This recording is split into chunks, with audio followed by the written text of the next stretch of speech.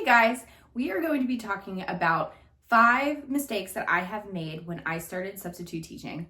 And if you are new here, hi, I'm Alexa. I am your teacher mentor, and I help you step into confidence and be the most requested sub in your district. So let's get to it. So the first thing that I did was not ask for help. And I don't really know why.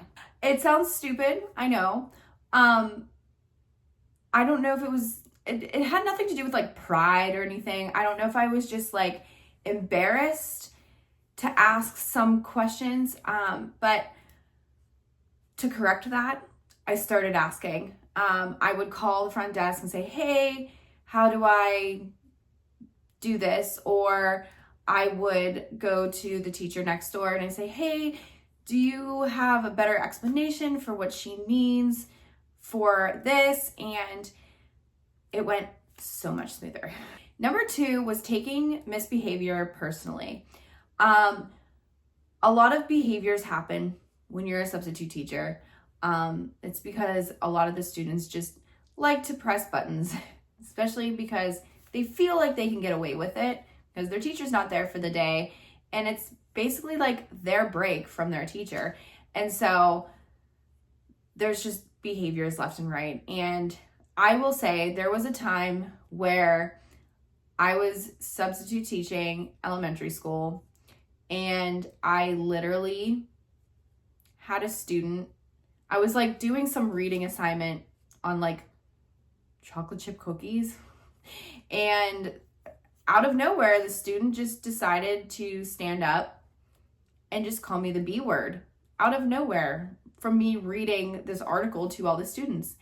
And it was like towards the end of the day, and I just had a day with these kids, and I literally grabbed my stuff and I went to the front door and I was about to leave. And then I had to stand there and I was like, be a professional. And I went back and I called the principal, and they came in while I stepped out of the classroom just for like a few minutes to get my anger out and stuff. And then when I went home, I had a drink. And I said to myself, like, you know, clearly that wasn't like appropriate for what I did. But really, I think too, he was probably just trying to get attention. I don't know. Who knows? But I realized it wasn't me. Like, he wasn't out to get me. I don't think he was out to get anyone. And who knows? I don't know. But anyways, I learned, do not take them personally when they misbehave. Now, one thing that you can do, and that I learned to do, was just set expectations for every single student, so that way it's not like all the time, like, no. It's, you have your expectations. Another one that I did was trying to fit everything into the lesson plans. Okay, so this goes back to when I was one day subbing for kindergarten, and I was a floater. So this is like when I first started. And to be honest, I am not gifted in the kindergarten world. I love middle school and high school. So going to elementary level, I think I was just really overwhelmed. And I was a floater that day. So these teachers were going to IEP meetings and scheduling meetings and stuff like that. And so I was in for the kindergarten teacher, and she had said to me, okay, I have all these worksheets and I want you to do this and this and this and this. And it was like 8 worksheets. And I was like, oh my gosh, okay. And she was like literally gonna be out of the classroom, I think, for like 45 minutes. And I had all of the kids do every single one of those. And that's not what she meant. I didn't read the lesson plan, for one, because she was telling me this and I misunderstood what she meant. They were just extra sheets in here. I was like pushing the kids to do this work and stuff. And meanwhile, they didn't even learn it. I was supposed to teach them what to do. So it was quite a day for those kindergartners. I felt so bad. But I was trying to fit in all of those worksheets. One thing that I should have done is 1, check the lesson plan, and then 2, do as much as I could with the students, and then just clearly write down, I did not get to do A, B, and C. And then she or he, whoever the teacher is, would be able to continue for when they got back. Another one is being too friendly. I am a really nice person. I'm not bragging. I'm just saying I am a very nice person.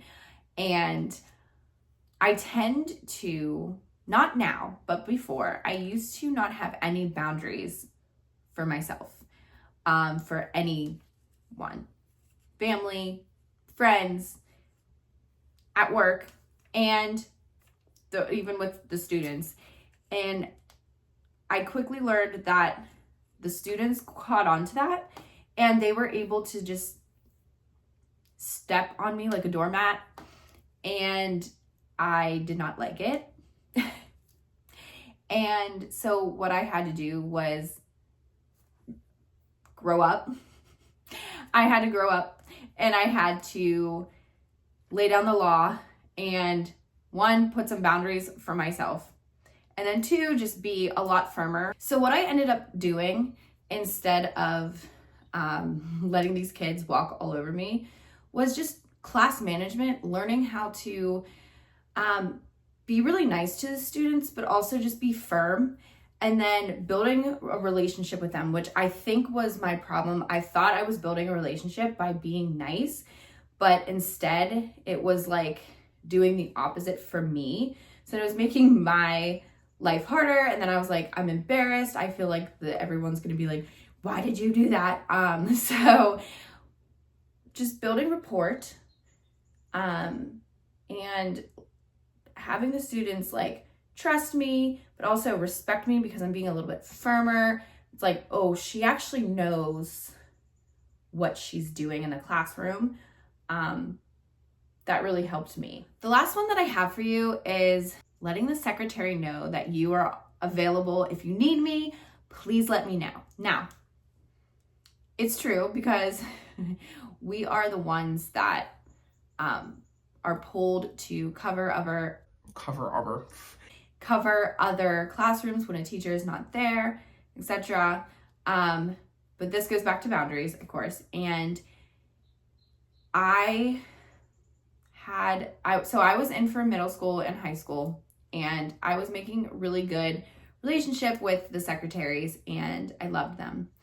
But what ended up happening is when there started to be a teacher shortage, I ended up having almost every single period and not having a lunch period, and I was getting really frustrated and burnt out.